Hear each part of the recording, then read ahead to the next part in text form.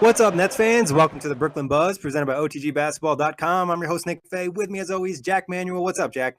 Man, there's so much news happening, Nick. It's hard to sort of filter it all, but you're going to get your Nets stuff from us, so stay tuned. Yes, sir. And if you need to get all your offseason rumors, head to OTGBasketball.com. We've been kind of recapping everything every night to kind of make it a little bit easier. But like Jack said, it's been wild. Kawhi rumors, free agent rumors, all over the place, qualifying offers. But today we're going to talk a little bit of free agency, some stuff, some questions from a few listeners and things along those lines. Before we get started, though, just a quick reminder, you can check us out on iTunes, Blog Talk Radio, and OTGBasketball.com. But a big shout out to one of our listeners, Marquise Johnson, giving us a lot of support on YouTube. He's had a few questions for us. First one, do the Nets need to address toughness and rebounding this offseason? Yeah, Nick, this is one for me that I sort of did a little bit of research about the sort of free agents available. I think rebounding is one thing that is it's a fair point. I think that's one sort of area that the Nets sort of got beat up in last year. When we sort of had the addition of Dwight Howard, that was sort of one area where I'm like, okay, cool, we're going to be fine when it comes to rebounding. I think Jared Allen sort of putting in some work and focusing on that in the offseason is going to be a priority of his. We can target some free agents in that sense as well. But like I mentioned probably quite a few times on the pod, that we do emphasize guard rebounding so we can sort of get out and transition. So that is one reason that we do get beat up in the boards. And in terms of toughness, I think toughness is underrated in today's NBA. And I think in terms of our sort of system, the last sort of guy that sort of provided that was sort of like a Reggie Evans type. And I mean, you could probably add in Quincy Acey, who last year, got fined $25,000 for his little scuff with Andre Drummond. So I think Quincy Acey provides that in spurts in terms of when he takes charges. He can be physical if he obviously is going to be on the roster going forward. But for me, Perkins and West, those guys who are free agents and may not be going forward. I don't think that they sort of fit in terms of how we're playing basketball. And I think it's overrated to what they provide in the NBA. And for me, the toughest sort of guy in the NBA is a guy like a Steven Adams, who is a beast on the boards. Is awesome when it comes to his screening and such. But what do you think, Nick? I think rebounding is certainly an area we need to focus on. Yeah, and I think toughness and rebounding are somewhat correlated. Boxing somebody out is definitely not a fun job. Fighting on the boards is not a fun job. And I agree. I think some of it also comes with the scheme. We play a lot of small guys. Sometimes we go small at the 4 position. Sometimes we go small ball at the 5 with Randle. I think that obviously has an impact. And I think overall, when you have a younger squad, a lot of these guys aren't established. I'd say DeMarre Carroll probably provided some good toughness at the wing position. But other than that, D'Angelo, Karis LeVert, Rondé, I think they just need to get a little bit nasty. Some of the guys just need to get a little bit nastier, and some of that comes with playing in the league, getting a little bit more competitive, having some veteran leadership. I think Jeremy Lin's even mentioned in the offseason that's something he wants to bring to the team, get a little bit nastier. And I agree. I think it's something they could address in free agency. Maybe someone like a Kevon Looney. I think that'd be a guy to consider if you're looking to bring in some rebounding and toughness, and he kind of fits the scheme in terms of switchability too. So I think it's something they will address, but I don't think it's a huge deal that they need to address it right away. Not every team's going to be amazing rebounding. And like you mentioned, Jared Allen, I think, is a guy that's going to develop into a very solid rebounder. And Rondé, I think, still has some more potential. And the guards can all step up. A lot of the guards we got D'Angelo at 6'5", Karis LeVert at 6'5", 6'6". Same thing with Spencer Dinwiddie. They got some good length. They just need to get in there a little bit. And like I said, it's a lot of just doing the dirty work. Some of the young guys can just step up in that area and just kind of get down on the boards a little bit. Yeah, I'll chuck in some names, guys like Montrezl Harrell, Ed Davis, Derek Favors maybe even, or even like a Noel Vonleh who may come on the cheap as well. There's some guys out there, and we were rumored to get Kenneth Faried as well. If we make a move and somehow get rid of, say, DeMarre Carroll or even Alan Crabb has been rumored, we could get Faried, who is, for me, one of the better rebounders in the NBA, very underrated in that department. So there are ways we can address that, but I don't think we should sort of focus on that in terms of at the expense of the development of other things in terms of our system. Yeah, I think that's something you can address a little bit later on, and some of the guys can kind of develop that skill. I don't think it's a huge deal. Also, Marquise brought up the point. He doesn't think Kenny is the right fit for the Nets. What are your thoughts on this? I know I have a very strong take on this, so I'll let you go first. Yeah, look, I did some research about some of the offseason comments. Obviously, we saw Timofey Mozgov making his comments about it, and he's on his way out. I don't think it has any sort of correlation. It may to an extent. But for me, Coach Kenny, I think, told this to ESPN, and I'm quoting here. He said, just from a personal level, I can't tell you how much growth there's been learning the job, learning the league from a head coach perspective, managing a staff, managing 15 players, throwing the G League, understanding how that works, just a different perspective when you're a head coach. It took me a while to get to a comfort level, and I'm much more comfortable now. More comfortable with the system, more comfortable with our players, understanding their strengths and weakness. So I'm pleased, but definitely not satisfied. So for me, those comments perfectly encompass what I think Coach Kenny's recognizing. He's not perfect right now, and he is by no means the perfect coach in any sense of the word. He got plenty of sort of praise from plenty of other coaches, Greg Popovich, Doc Rivers, Steve Kerr. All these guys were giving him praise. But at the same time, he had his issues, when it came to rotations, when it came to sort of riding the sort of hot hand a little bit, he would sort of take them out at times. There were obviously issues with Coach Kenny's coaching, but I think, in terms of where we're heading, he is the perfect sort of guy. Him and Sean Marks had that perfect synergy. And I think the way we're playing and the system we're implementing is right for the players that we have. I think he sort of needs to focus a little bit more occasionally on going, okay, if D'Lo's hot, let's leave him in. Let's let him do his thing. It's a sort of star-driven and skill-driven league. So there are times when, you just go away from the system and let, your star do his thing. We don't have that star right now. D'Lo may have those moments this year. Dinwiddie had his moments at times last year. But I think, discipline is an important part of our system and any system in the NBA. So Coach Kenny is improving. He's by no means perfect, but I think he is the right man for the job. Yeah, I love Coach Kenny. And I think, I'll say this too. Some of it I think is the front office and the performance team. They don't want these guys playing a ton of minutes. They put a lot of money into analytics and research, making sure they play the proper amount. And obviously, no guy has really stuck out and been like, all right, he's an all-star. Like D'Angelo, when he played early in the season, had some really nice moments. But later, back half of the season, when he came back from injury, he was hot and cold. He even had moments where he was super hot in the first quarter, and then the rest of the game, he kind of went ice cold. And I think, like you said, Kenny's developing just like the rest of the team. I don't think there's many coaches in the league that would have gotten as much as out of the Nets as he did. For the knowing that they're not going to make the playoffs, they're not going to win 30-plus games, having the injuries to D'Angelo, Jeremy Lin, who was supposed to be, the guard that kind of runs the show for everybody and the steadying force, he being out the whole season really had an impact. And not to mention the development of these guys. I think, you look at what Kenny's known for is developing players. Look at Joe Harris. Look at Spencer Dinwiddie. Look at Jared Allen in his first season. Look at Karis LeVert. Look at Rondé Hollis-Jefferson. I think the jump these guys made, having one player make that jump would be great. Having like 4 or 5 guys make that jump in 1 year is huge. And I really like what Kenny does, and I love his system, and I love his mentality in the terms of three-pointers. I think the NBA is going small ball, going three-point oriented, and I think that's something maybe defensively he needs to work on. Rotation-wise, I can understand the frustration, but I also can look at it from the other perspective. Is the Nets roster that great? Were they a playoff roster? No. Is there players on the team that you're like, oh, these guys need to come off the bench and get minutes? I don't think it's really that easy to say, like, these guys deserve more minutes, especially when you don't know who's putting in work in practice and you don't know the scheme to detail. Yeah, and I think Mikey's also mentioned the fact that we have a high amount of top picks, within Okafor, Stauskas, D'Lo, and LeVert to an extent. I don't think, you can read too much into the number the player is drafted in. I think it's about how they've sort of performed. We saw Okafor and not being able to perform in Philly system, and they're sort of thriving right now. Stauskas, I think, is sort of an afterthought in many senses of the word. I don't think you sort of attach the numbers to sort of and go, okay, well, we have so many high picks. I mean, we have D'Lo obviously as well. But for me, it's about how they can sort of fit within your system, how they can fit within the team and within the roster, and just be able to sort of compromise and sort of like a guy like a Joe Harris who sort of developed skills that we never even thought we saw. Alan Crabb, to an extent, we sort of given him plenty of criticism, but he was able to improve markedly as a defender. I think you need to be able to sort of improve and show the coaches that you can fit and you can provide something outside of what your sort of known skill is. And the fact they got better. They went from 20 wins to 28 wins. And like you said, all the guys improving. I think there's just a lot to like about it.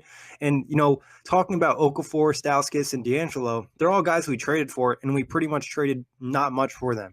And they're guys, Okafor and Stauskas, like, they really didn't work out in Philly, and Stauskas didn't really work out in Sacramento. I think there's reasons they were traded. D'Angelo, there's a little bit more to that. And Karis LeVert, I think he's, progressing nicely. Like, I don't think you'd expect him to be better than he is, considering the injury history he had in college and coming in that way in the NBA and the opportunities had. I like the way Karis is developing. I mean, D'Angelo, if he didn't have that injury, we might be having a completely different conversation, and the Nets could have won 30-plus games. Yeah, I mean, there's so many what if scenarios in today's NBA, especially with our Nets when it comes to injury. So I think, yeah, one thing, the performance stuff, and I think age as well is going to have an impact on some of these guys. We may not see guys like Janan Musa and Rodion Skurax playing 82 games, but sort of being able to manage, these guys throughout the season, adding that extra talent, that extra depth. I think, we may target in free agency as well, but also, the continuity factor I think is going to be a huge thing. So don't think too rashly about sort of Coach Kenny Marquise. He is the right man for the job. If he continues to make improvements as a coach and within these players, there's not too much we can criticize him about. I think you can start making criticisms of Kenny when they have a playoff ready roster. When the team looks like, people are predicting them to go to the playoffs, make the playoffs, they don't have injuries, and they miss the playoffs, that's when you can start criticizing him. But the fact he doesn't have an all-star on his roster at this time, it's hard to expect him to bring this team to the playoffs or be any better than they were, especially with the injuries. Definitely. But another question from Marquise. We appreciate it. We appreciate all the support on YouTube, Twitter. Our last episode, we got a lot of listens and views, and we appreciate that a lot. Should the Nets target Mario Hezonja, Julius Randle, and or Nerlens Noel? We can go through each guy a little bit. Yeah, so Hezonja obviously was a rumor that sort of gained some traction this week, thanks to the New York Post posting a piece on the fact that the Nets are certainly going to be keeping their eye on Mario Hezonja. We've mentioned his name plenty of times on our pod. I think he fits in perfectly to what the Nets are doing, and out of these three, he would be the ones that I would be sort of heavily going for. Unrestricted free agent. Probably don't have the need to break the bank for a guy like him either. He fits the mold perfectly in terms of Coach Kenny's system. Again, defensively might be a bit of a liability, but you look at Janan Musa and Rodion Skurax, he's almost like an elevated version of them already. And we know that sort of Sean Marks seems to have a nice sort of affiliation with these European sort of prospects. I think Hezonja has a high level of talent that he hasn't been able to reach, but he played some awesome basketball for Orlando. In moments that he started, there were months where he was averaging 15 points. His shooting is one of his main sort of weapons. He can play anywhere from 2 to 4. He has some nice size about him. Again, defensively, somewhat of a liability, but I think the Nets sort of are improving as a team in that sense anyway. So if we can sort of add a guy like him, I think it'd do the world of good, and it'd space the floor so awesomely and give us that line of versatility that seems to be really important for what the Nets are going for in sort of that positionless basketball. Yeah, like you said, Jack, we've mentioned him a lot. I think we've even mentioned him since the trade deadline earlier this year as somebody the Nets could possibly target. And I like the fit. Like you said, he offers some versatility. Offensively, he has some nice skill. And when he came to the league, he was very raw. And we know that players aren't developing nicely in Orlando. We've seen guys like Victor Oladipo go to Indiana, become an all-star. Guys like Tobias Harris go to Detroit, have a big season. So there's no reason to think that Mario Hezonja doesn't have more to be tapped. The potential is definitely still there, and he's a guy that you could probably get for a relatively cheap deal. I know there's a couple teams interested, like the Kings as well. So I think, looking at Brooklyn, what they've done with their developmental staff, I think it could be a nice piece to add, and I really would be interested in bringing him on a nice deal. And seriously, if you're Mario Hezonja and you have an opportunity to go to a budding franchise that has some consistency, has some cohesion in Brooklyn, or not to throw shade, but a Sacramento Kings franchise that thinks they have a super team and has about 4 million centers, I think I know what I'd do if I was Hezonja's agent. And he's got a cool personality as well. Like we saw Janan Musa and Rodion Skurax press conference as well. But I love Mario Hezonja. He's got some spunk about him, and I think he's going to be a really fun guy to watch. And I hope. I certainly think that he can thrive. We got Okafor at that sort of trade deadline as well, but I was a little bit not annoyed, but I was sort of gritting my teeth a little bit. I'm like, damn, I wish we could have got Hezonja instead. Yeah, and this is an area where the New York market will help. Being so diverse in New York City, there's a great fit for an international player like Mario Hezonja. And I think that's something that's a little bit undersold. And obviously the development staff, the performance team and all that, I think is really being a selling point for the Nets. So I think Mario Hezonja could be a real possibility. And like you mentioned, Brian Lewis of the New York Post already reported the Nets are probably targeting him. Yeah, Julius Randle, Nick, what do you think about this one? I think this one seems a little bit less likely, but the rumors have been hanging around with Julius, along with Aaron Gordon and Jabari Parker. But to be honest, if we're ranking the three out of those sort of guys that are in restricted free agency, I like Julius Randle's fit. It's just going to come at what cost? Yeah, I think I like Julius Randle to an extent. I think a lot depends on Jared Allen's three-point shot because Randle obviously isn't a great three-point shooter. And I think some analytics have come out where defensively he's not as good as advertised, especially in isolations and switchability. I think he's probably the least likely out of the three because of the contract and then just the risk of him not his best position being at center, which I think it might be. Yeah, I certainly think his best position is at center, especially in this sort of small ball NBA that we've been talking about. I don't think, if there'll be, I certainly think that there might be another team that's willing to give him some money. Obviously the qualifying offer has been extended by the Lakers. It's going to be interesting to see. Obviously, Kawhi and LeBron and PG could dictate his future in a sense, but I don't think the Nets are going to be throwing too much money, especially with the lack of sort of cap flexibility that we now have in a sense. And I don't see us breaking the bank for a guy like Julius Randle to sort of, forfeit for two highly max free agents going into next season. Exactly. I think that's a big factor too. He's going to probably get a big contract that obviously is going to go into next year. I think Randall, on a side note, is a really interesting piece for the Lakers because he could put them in a pickle, saying that, let's say Dallas offers him a max offer sheet and then the Lakers have 2 days to decide, but they're still unsure if they're going to get Kawhi or LeBron. So I think that's really interesting, but that's for another podcast. Nerlens Noel is a guy I find very interesting. Obviously, the off-the-court stuff is what makes him scary, but his on-the-court play and his versatility, his defensive potential is amazing. And he'd be a guy that I think the Nets might take a risk on. You could probably get him on a one-year deal, too. Yeah, I certainly think that he has more potential than his former teammate in Jahlil Okafor. I think defensively, he could automatically make an impact. He'd automatically. I wouldn't even mind us playing, sort of big man lines with him and Jared Allen. That would be just defensively absolutely monstrous. I think Nerlens Noel has a bit of toughness about him as well. I like him in the pick and roll. He's sort of a nice sort of rim runner in that sense of the word. Defensively, he is one of the sort of high level sort of blockers. He has so much potential there. Wasn't able to show it obviously in Dallas. And again, another guy that we could probably get on the cheap. So that's why I'd probably, for ranking them, guys I want and guys who I think we can get, I think it'd be Hezonja, Noel, then Randle. I think he has huge potential. And I think, he's been on the net sort of radar for a little bit. We sort of talked about him a little bit less, but I think he'd be a nice fit. It just depends on, how he sort of fits with Jared Allen as well. But, another young guy that's sort of worth taking a flyer on. Yeah, for sure. And like you said, the defensive potential is just amazing there. And I think he could kind of be a great backup and split minutes with Jared Allen in the sense that he can be a rim runner, catch the oops and as well be that shot blocker. And, he might even be more versatile defensively than Jared Allen. He's shown some great ability to kind of switch on the guards and things along those lines. So very impressive. But like you said, I'd probably agree with you spot on. I'd go Hezonja, Noel, and then Randall. Yeah, and I think, if we were to get Hezonja and Noel, guys for the cheap, not breaking the bank in any sense of the word, that'd be an awesome offseason for our Nets. Get more young talent, untried guys that have huge potential, haven't reached their ceilings yet. And obviously, we talked about Coach Kenny and Sean Marks in terms of their development and the culture. I think it'd work wonders for these two. For sure. And like you said, I'd be very happy with that offseason. And I think there's a lot of developmental potential there. And it could just really help the Nets. And it also could add some nice trade assets moving forward. But big thanks to Marquise for the questions. And like we said, if you guys have any questions for us, hit us up on OTG Basketball, at OTG Basketball on Twitter. You can hit us in the comments. You could also find us on Twitter personally at OTG Nick and the J-Man at JBT. At JManJBT. At JManJBT. I'm sorry, Jack. I always get that wrong. Good, mate. Our next, we got a couple topics of our own. Jack, should the Nets trade Jeremy Lin or Spencer Dinwiddie this offseason? This for one for me, Nick. Bobby Marks, I think he has a vendetta against Jeremy Lin. He seems to keep bringing it up no matter what. I would prefer to keep Dinwiddie in terms of where he fits in his role. I really like Jeremy Lin as well. I want him to get a good shot with our Nets. If he can have a full season, I think, there's he has probably a higher sort of, level right now compared to Spencer Dinwiddie. I think both of these guys will be vying for minutes and competing in a sense. So, there are going to be some teams certainly that could probably use one of these guys. But, if we're giving up, Spencer Dinwiddie, a guy who's a really nice asset in terms of his contract as well, whereas Jeremy Lin obviously has that sort of $12 million a year contract, there'll be some teams that'll still be looking for him. I'm not 100% sure whether we do get rid of them. I don't mind keeping them, to be honest.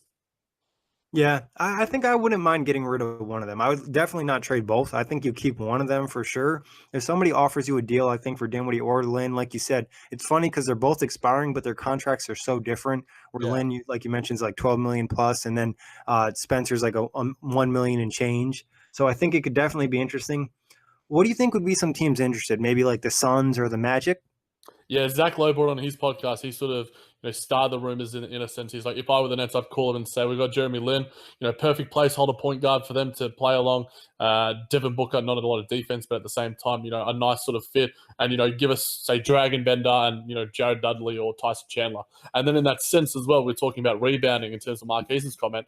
I think Tyson Chandler is still a great rebounder and, an expiring sort of contract as well. And, Dragon Bender is sort of like another sort of guy, an untried hasn't reached his potential yet. And, I don't mind that trade in a sense. I think that's a win-win for sort of both teams. Yeah, Dragon Bender definitely still has some potential. We could have that all-international bench. Oh, yeah. But Tyson Chandler, I think, could teach Jared Allen a lot of things. Tyson Chandler's always been a guy that I liked his game, and I think he takes advantage of his length. The one thing that I've always loved that Tyson Chandler does is his ability to kind of tip out offensive rebounds. And I feel like you don't see enough bigs do it, but I think that's something Jared Allen could develop. I definitely could see the Phoenix fit. I think it kind of makes sense for both parties. I could see Jeremy Lin being sent there. I also could see Spencer Dinwiddie getting sent there, if it's for a draft pick or one of the young players that hasn't really worked out for Phoenix. Yeah, I think Phoenix, I certainly wouldn't be surprised if Sean Marks or Ryan McDonough are on the phones right now sort of trying to figure out a deal for both parties. But there are some other teams, Nick. Who else do you think could be suitors for either Lin and or Dinwiddie? I think Orlando. I was chatting with Preston Ellis on Twitter a little bit. Do You Believe in Magic podcast for the Magic, as well as he does the bird calls for the Pelicans. Great stuff, part of the OTG podcast network, so check that out. But he mentioned Jeremy Lin to Orlando for Nikola Vujicic, and I think that's a possibility. It's not terrible. He's an expiring contract. The Nets a backup center, a little bit of a scoring punch. Obviously, defensively, he's pretty trash, but he's added the three-point ball to his game too. Yeah, remember how he destroyed us last season as well? I was there. I know. And like a lot of the guys we're talking about are just guys that sort of, put up numbers on our nets. So it'd be nice not to verse him. I think that makes some sense. Vucevic, I think he sort of, is waiting in terms of his sort of fit in today's NBA, but he has added that three-point shot, which I think can be, complementary to an extent, much better of an asset in terms of than Timofey Mozgov. I think he fits a lot more, in a similar sort of mold to like an Enes Kanter type, but I think he could be just as good, obviously, because he has that three-point shot. He can rebound a little bit too. And obviously, Jeremy Lin also has a prior relationship with their new coach, Steve Clifford, obviously with his time in Charlotte as well.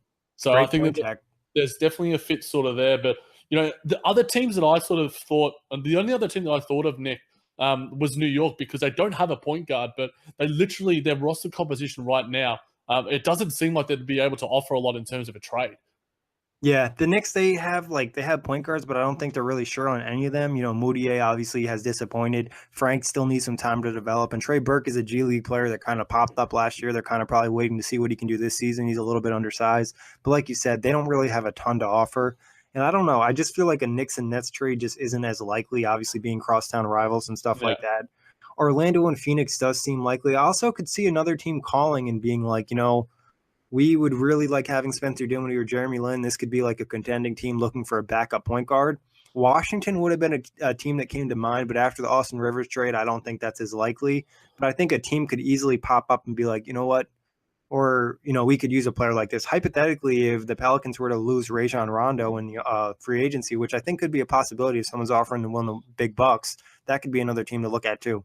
Definitely. And I think, we've talked about the Cavs at length before. Yep. I think their acquisition of Colin Sexton, I think makes sense, to maybe bring in a guy like a Jeremy Lin, but at the same time, they have a lot of issues already with, their sort of roster composition. They would certainly go after a Spencer Dinwiddie as well. He'd be a perfect sort of backup or sort of complementary piece to sort of Sexton and his development.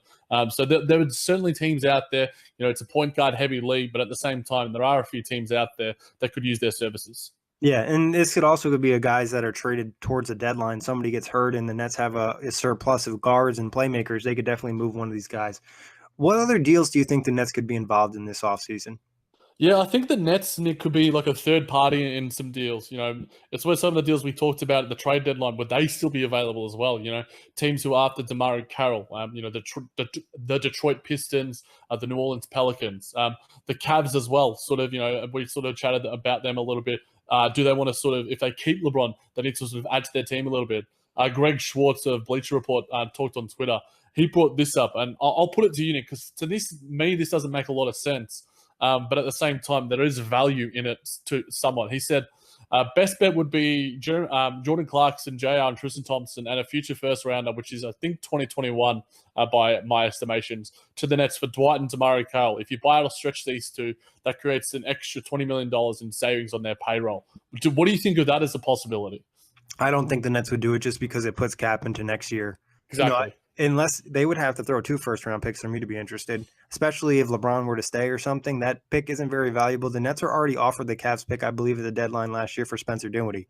So I don't think they take that deal. I think in any trade they're involved in, unless it's like an amazing deal where they're getting some young asset, some player where they really think could have a bright future, be an all-star type potential, I don't think they're taking on a contract for next year. It would have to be some, treasure chest type deal where they're getting a couple picks or a really good young player. I think they'd be more interested in making a deal with somebody like Washington, who has, a Markieff Morris, a Jason Smith, a Jody Meeks, guys who are expiring where they can kind of help them out, get under the cap, maybe get an asset to build on, and then just go with next year. Because I think that cap space for next year is everything to the Nets, and they're going to be in a really nice position. They're going to have a lot of young players starting to get into their own, potentially entering their prime. They're going to have a lot of cap off the books, and they're going to have some really nice complementary players still on the books with a Jared Allen, a Karis LeVert, and an Allen Crabbe, and then D'Angelo and Rondé being restricted. You could bring those guys back possibly at nice deals too. So I think next year is what it's all about for Brooklyn.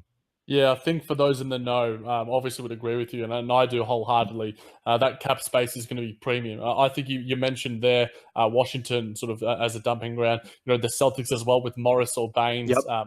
You could add in Philly as well with Bayless. Jerry Bayless, yep. So there's sort of teams around the sort of mark that we could have. We could take on some sort of minor contracts. But obviously nothing probably more than around that $8 million range around the space that we have right now. So unless obviously we were to get rid of a Jeremy Lin, Damari Carroll, or the likes. But yeah, there are certainly some deals. But I think, as I've mentioned to you when we were sort of chatting yesterday, I think the Nets obviously have a value not only in that cap space, but also with the consistency. I think Sean Marks has mentioned this, plenty of times, to the media and everyone else that, he values what we have now, the value of consistency. Shouldn't be underrated when it's in terms of building a culture within an organization. So I don't think we're going to be making any rash moves, that's for sure. Yeah, I don't think they'll make any stupid moves. We won't see any Billy King type trades. We'll see more Sean Marks type moves going forward. So yeah. I'm really looking forward to it. And like we said, they could maybe target some of these younger guys, get them on a short-term deal. And they could still benefit the team. They could always bring them back next year. So there's still plenty of possibilities, but don't expect any splash moves. Obviously, Stephen A. Smith brought up Clint Capella and I want to say Julius Randle or Aaron Gordon. Don't expect that. That's not going to happen. It doesn't make sense for the future. You see a team like the Lakers getting a ton of hype. That could be the Nets next year. There's no reason that it can't be the Nets, and you could argue they might be in just as good a position or better next year with some of the way the players develop over this season, and they're playing in New York, in Brooklyn. It's like a chance, not only, people might reference the Nets and be like, well, that's the Nets franchise. They've never done anything crazy. Well, you can come to Brooklyn and you can be that guy. When you think of the Brooklyn Nets, you could think of whatever player signs with them. Is it, a Kawhi Leonard or, a LeBron James, hypothetically, that it would be Brooklyn's history, especially if you bring them to a deep playoff run or a championship. They're not going to forget you. And New York basketball is crazy. People always say they'll be the little brother to the Knicks. That's fine. But they start winning championships and go to the playoffs 10 years in a row, and the Knicks have like 2 playoff runs. I think fans are going to start to kind of tilt over. Absolutely. And, obviously that cap space, we talked about it in previous pods, more recent pods. Make sure, they're all out there, guys. Make sure you give them a listen over the offseason period. But yeah, I think there was rumors about Kyrie Irving, Jimmy Butler. That 2019 class, Klay Thompson seems a little less likely. But yeah, for me, it doesn't seem likely. I think Michelle Beadle also mentioned, in passing about the Kawhi Leonard sort of reference. He wants to be in New York. Oh, his team wants him to be in New York, mind you. Obviously, LA is the number one destination. So his uncle has a great relationship with Sean Marks. It's not out of the realm of possibility. But if we're putting a percentage on it, it's certainly less than 10. But the fact that the Nets are being brought up in this conversation, Paul George had the same age as D'Angelo Russell. Not going to happen. Obviously, we're seeing with the ESPN series that's happening right now. But the Nets are in these conversations, and 2-3 years ago, it felt like decades away that we would even be in those conversations. Yeah, we were getting laughed at. We were getting laughed at every year. It was like getting, we saw draft picks of Jaylen Brown, Jason Tatum, back in the day, Damian Lillard. So being talked about in a positive light, it just feels amazing for Nets fans. Just kind of brings a smirk to your face. And pretty much we just don't want to mess that up this offseason. Just a few more topics before we get out of here, Jack. How much do you think Dwight Howard's buyout is going to impact the Nets? Obviously, he can give back some money, especially because it's such a big deal, and he might want to get on the market right away. Dwayne Wade gave back $8 million next year, and that could really change the cap for the Nets.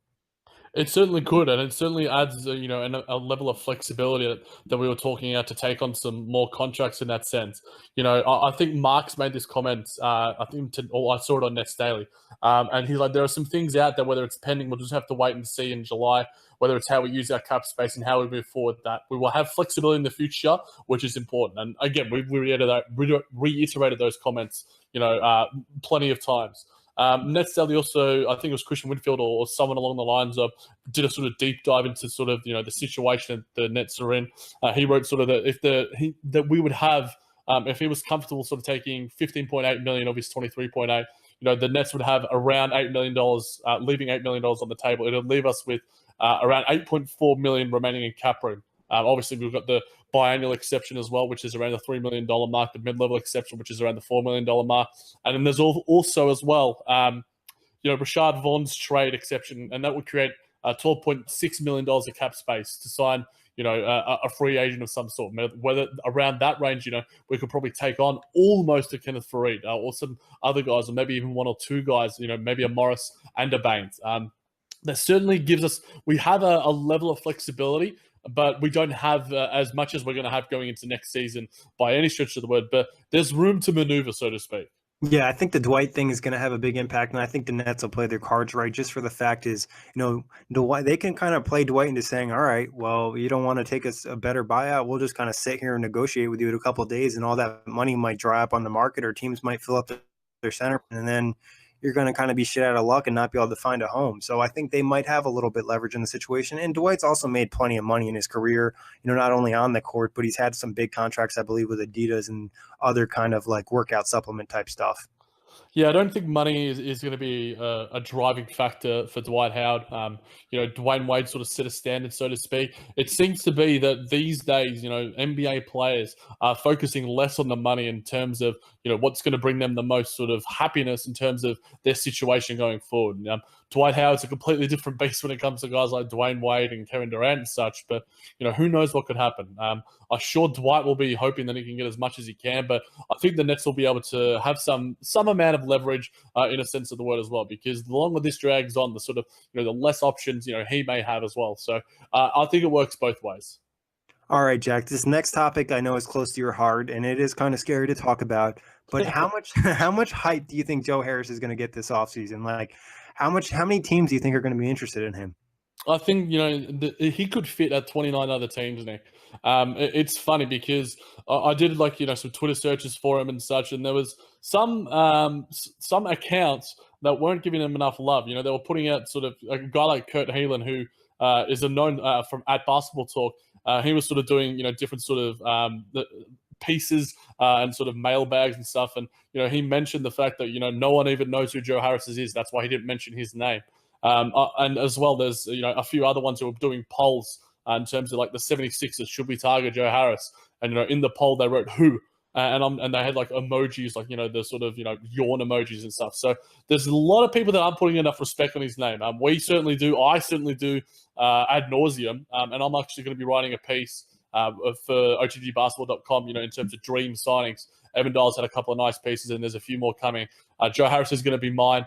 I'm not going to reveal who the team is because I want you guys to check it out. But it's certainly a team that could certainly use these services. They are a winning team, to say the least. A lot of success. A lot of success. You can read into that what you will. But in terms of, I think Christian Winfield as well also put out, what would he command on the free market? He wrote, does he get 448? I think that is way too high. Obviously, Winfield is a Nets and sort of Knicks follower. And that would be, the ultimate in maybe a couple of years. That's probably what he could command. We see guys like Evan Turner in 2016. Joe Harris probably could have gotten that as well in terms of the sort of amount of space that was available. But on this market, I think he's probably more at that sort of mid-level exception range, a couple of years, 5 to 7 max. He could even take a discount for a longer deal. It could be sort of, back-ended of sorts. He could get some player options in there as well that sort of favor him. So I don't think that there's going to be a lot of teams throwing the kitchen sink at him, but there certainly will be a lot of teams that will be keeping an eye on him, especially if they strike out on some of these bigger free agents. Yeah, like you said, I think 2 years ago he maybe could have got that 448 deal. This deal, I wouldn't be surprised if he's looking for 3 or 4 years because obviously, his NBA career wasn't a guarantee after what happened with the Cavs. And he came to the Nets and really worked that out. I could see 5 to 10 teams being interested in Joe Harris. Like you said, mid-level exception seems like a number, maybe not the entire mid-level exception, depending on, if it's a taxpayer or non-taxpayer. But I think it really could be a big target for a lot of teams. I do have a strong feeling that he wants to be back in Brooklyn, and Sean wants him back in Brooklyn as well. And he could the contract is reasonable. There's no reason not to expect him in a Nets uniform next year. I think the numbers are all going to depend. Like I mentioned to you, the only thing I really worry about is like a bad team who doesn't have any shooting, just throwing big money at him, and then Sean Marks really can't match because it's going to kind of screw them up for the following season or future seasons. And look, as they say, if you love them, let them go. If that's the case for Joe Harris, then maybe that's what I'll have to do. Let the peacock fly, as they say. Joe Harris is whatever he gets, it's going to be what he deserves. The market dictates it in a sense. A year by year basis. We saw Lou Williams sort of sign for that full mid level exception at $8 million per year for the Los Angeles Clippers. That's an awesome contract for him, and certainly undervalued for the level of production that he's putting up. 6 Man of the Year winner on numerous occasions. I think Joe Harris would certainly get a little bit less than that, but there could be some dumb teams out there, Sacramento, and the likes of. Man, they're not getting a lot of love today on our podcast. Hopefully, there aren't many Kings fans listening. That's for sure. But yeah, I think that Joe Harris has a plenty of value in today's NBA, and within our Nets, I think he has it even more so. Yeah, and I think his overall toughness, he's a complementary player. He's just an overall great fit for a lot of teams in terms of schematic fit and the three-point need around the league. Yeah, and I mean, in terms of second in effective field goal percentage, second in driving percentage, don't quote me on that. I think those were some of the stats we mentioned. These are in the back of my head, but his efficiency as a player, he's one of the most efficient players in today's NBA, and that's certainly something you couldn't have said for him a few years ago.